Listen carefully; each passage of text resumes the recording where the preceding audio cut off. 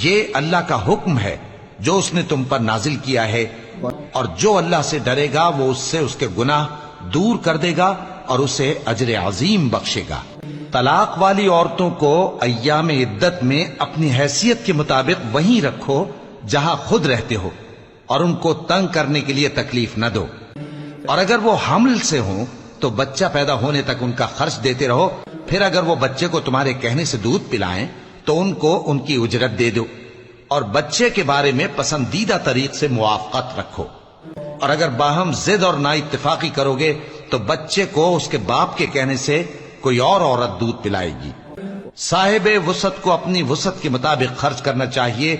اور جس کے رزق میں تنگی ہو جتنا اللہ نے اس کو دیا ہے وہ اس کے موافق خرچ کرے۔ اللہ کسی کو زیر بار نہیں کرتا مگر اسی کے لحاظ سے جتنا اس کو دیا ہے، اور اللہ ان قریب تنگی کے بعد آسانی کر دے گا۔ اور بہت سی بستیوں کے رہنے والوں نے اپنے پروردگار اور اس کے پیغمبروں کے احکام سے سرکشی کی تو ہم نے ان کو سخت حساب میں پکڑ لیا۔